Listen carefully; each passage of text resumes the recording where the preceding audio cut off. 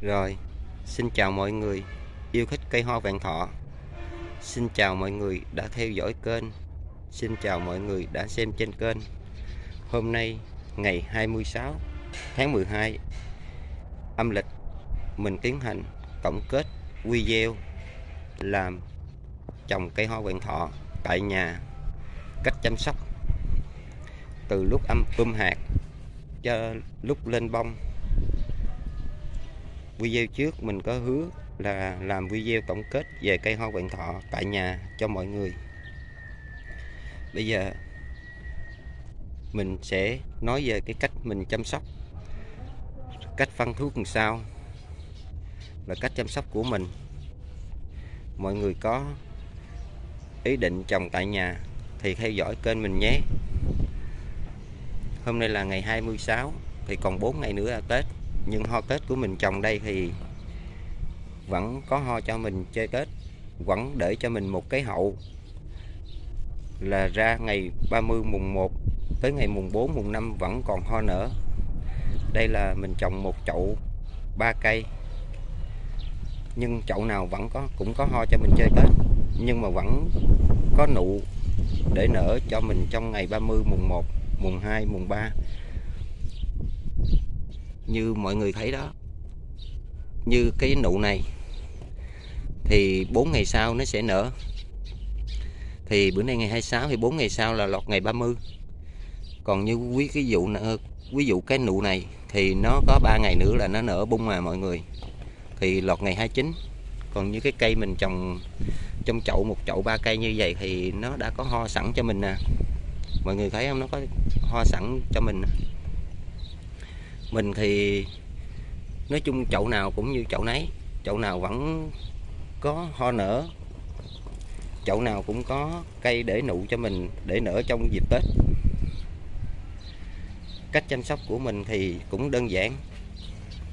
Video trước á, mình có nói đến là để tổng kết cái video lại cho mọi người xem mình trồng, cách trồng của mình. Bây giờ mình sẽ nói về vấn đề phân thuốc, đất trồng, cách tưới nước. Mình thì mình quay buổi trưa là do bận công việc quá, buổi sáng mình cũng không rảnh, chiều nay mình cũng không rảnh, cho nên mình rảnh vào buổi trưa này thì mình dành một ít thời gian review lên cho mọi người xem. Như mọi người thấy không, nụ nè, nụ đây là 3 ngày sau hay 2 ngày sau là nó bung hết luôn. Cây thì vẫn có bông hoa cho mình chơi Tết nè. Đó, mọi người thấy nụ lớn chớm không? Cây chậu nào nó cũng có nụ.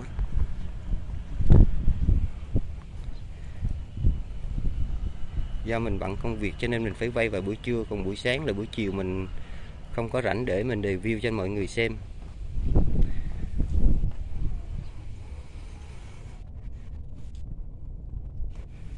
Đó. Còn về đất trồng thì mình có 3 loại: chấu một phần, phân bò một phần, cát xây dựng 2 phần. Là mình ở thôn quê, này có ruộng ở trước nhà, có trước nhà, có bò ở kia, bên kia có bò. Cho nên mọi người ở thành phố á, thì thay vì không có phân bò thì mọi người mua phân bón, phân chuồng. Phân chuồng thì có bán 30-35 ngàn bao là theo giá ở mình mua, chứ mình không biết là giá ở nơi các bạn sao mình không biết. Thì mình có bón phân chuồng, thì mình không có phân bò thì mình bón phân chuồng. Đó, mọi người thấy nụ. Bón phân chuồng có bán phân hữu cơ mấy mọi người, nó có bán bao. Mọi người trồng phân hữu cơ cũng tốt cho cây lắm. Do mình có phân bò mình mới trồng phân bò thôi. Còn mọi người ở thành phố không có phân bò đâu, phải mua phân hữu cơ.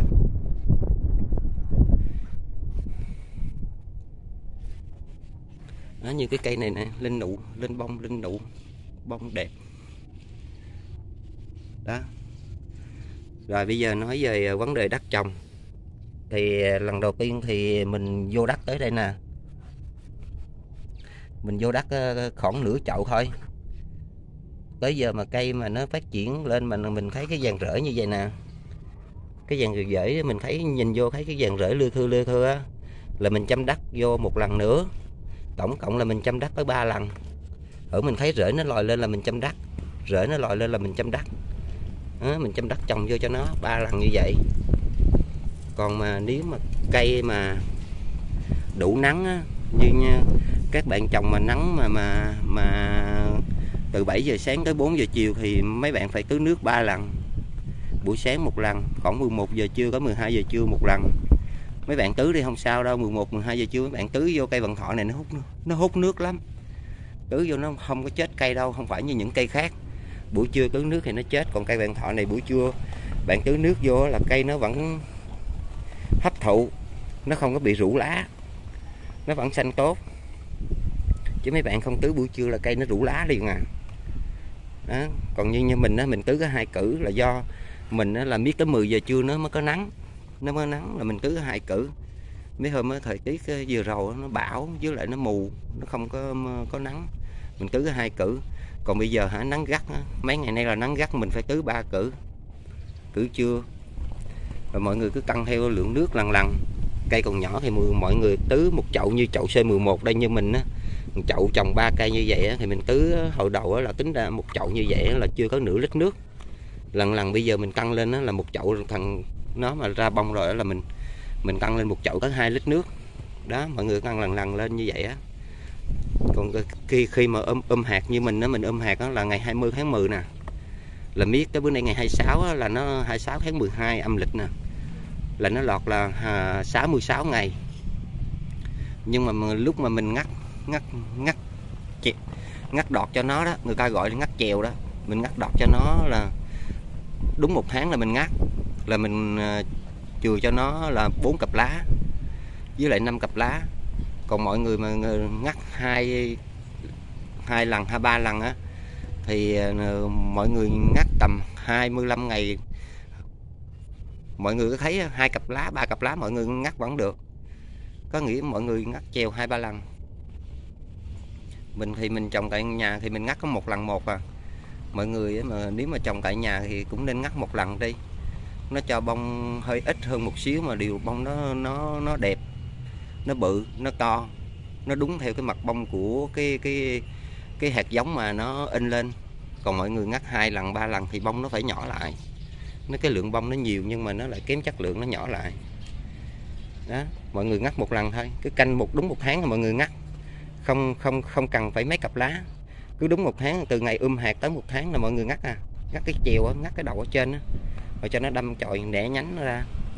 Thấy không? Cho nên là mình chọn cái giống bông đây là nó bự, cái giống bông bự nè, nó y như trên bao bì mà cái hạt giống bán vậy đó, là cái bông nó bự như vậy. Mình ngắt có 1 lần, còn mình ngắt 2-3 lần thì cái bông nó nhỏ như vậy. Nhưng mà cái bông này mình ngắt có 1 lần thì nó phải nửa nó còn nửa nè, nó còn nụ xanh ở trong này mọi người. Đó, mình tổng kết cái video là trồng là vô đất 3 lần, phân nước thì mọi người cái tưới lần lên vậy đó.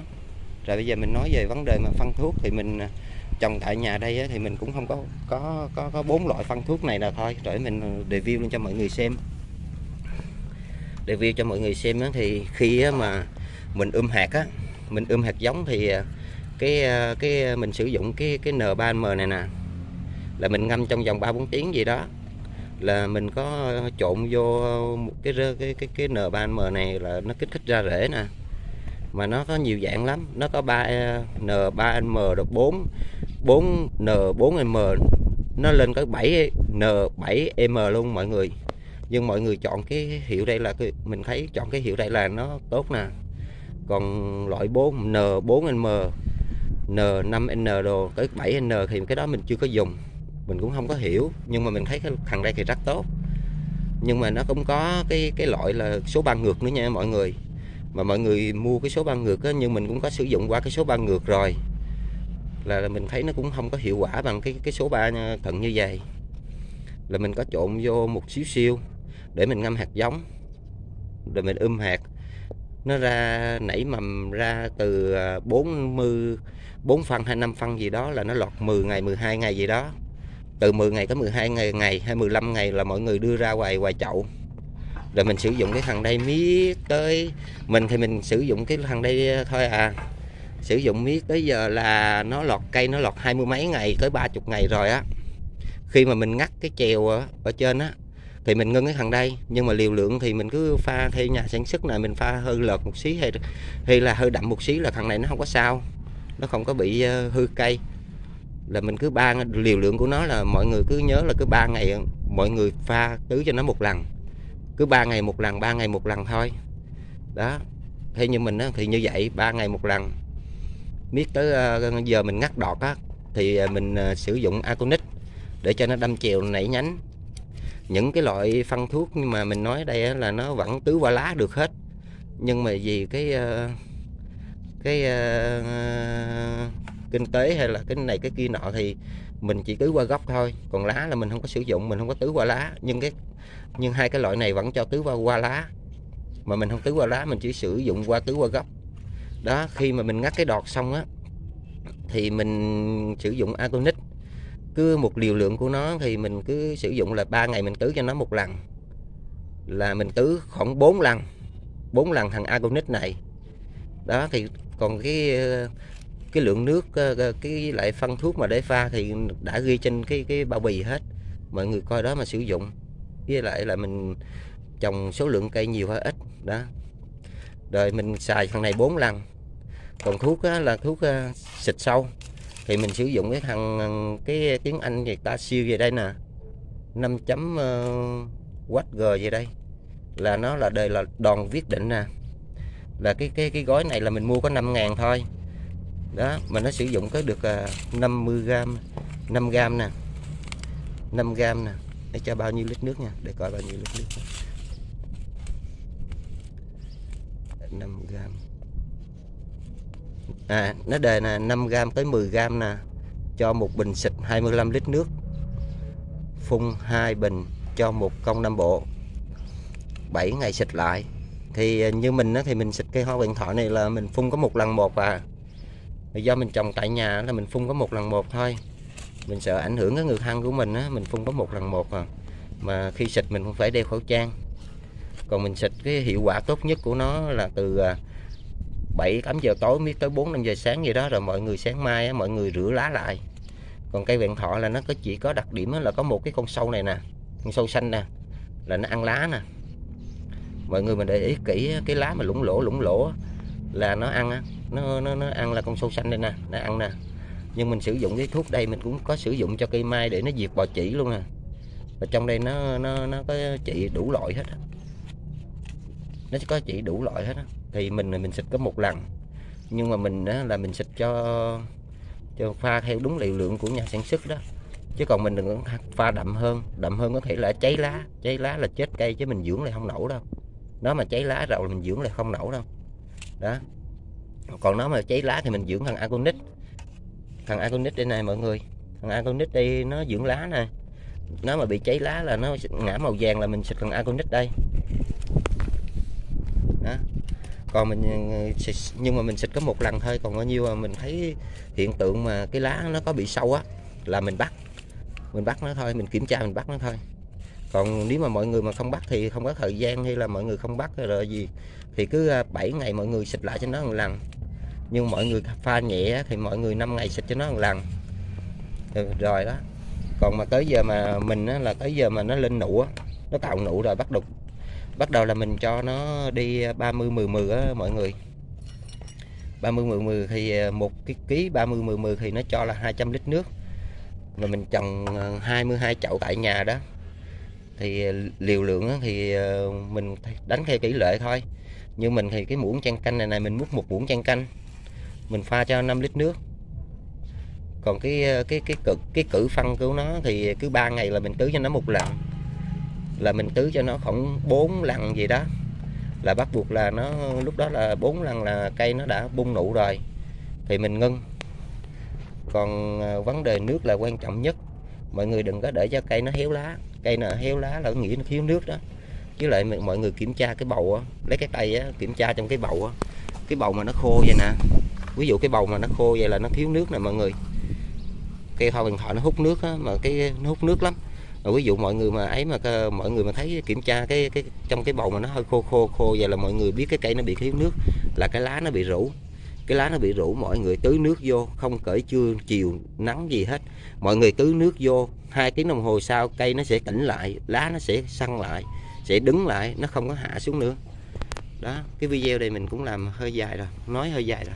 Đó. Đó, tổng kết là cái video vậy đó. Mình đã nói như cái video trước đó, mình hướng dẫn mọi người là về cách chăm sóc rồi cách phân thuốc vậy đó. Còn mình thì mình không có cái thuốc kích thích ra ho. Nói chung là ho đây là ho tự của cây phát triển lên, chứ còn mình không có kích thích ra ho. Cho nên là rồi. Đó. Bữa nay là ngày 26 nè mọi người. Cây nào nó bảo đảm cây nào nó cũng có bông cho mọi người hết á. Cây nào nó cũng có bông hết á. Nhưng mọi người thấy nụ nó ôm như vậy này, 3 ngày sau là nó bảo đảm thử rồi, nó hé mặt cười như vậy à, nó hé mặt cười như vậy là 3 ngày sau là nó sẽ bung bông à. Và bữa nay ngày 26 thì 3 ngày sau lọt 29. Đó, 30 mùng 1 vẫn có bông chơi. Bông vạn thọ mà nó như hoa mai vậy mọi người. Cứ ngày nào cũng có hoa nở, ngày nào cũng có hoa nở. Rồi, mọi người mà xem trên kênh á, nhớ cho mình một lượt thích, lại một người lượt đăng ký để mình có động lực làm video mới. Video đây là mình tổng kết về phân thuốc, về cách mình reo hạt đến tới bây giờ. Thành quả mà mình trồng được 2 tháng mấy trường đây, 2 tháng trường nay thì cho mình cái hoa Tết như vậy mình cũng rất vui. Mọi người cứ yên tâm đi, cứ trồng đi. Nó không nở ngày 27, 28 thì ngày 30 nó cũng nở, để cho cái hậu về sau cho mọi người à. Cũng lọt mùng từ 30 trở lên người ta hoa nó phải nở hết cho mọi người. Đừng có sợ, trồng tại nhà chơi cho vui, vài chục chậu như mình nè. Rồi, mọi người cho mình một lượt thích, lại một lượt đăng ký để xem video sau, để mình có làm động lực video mới. Rồi, xin chào mọi người.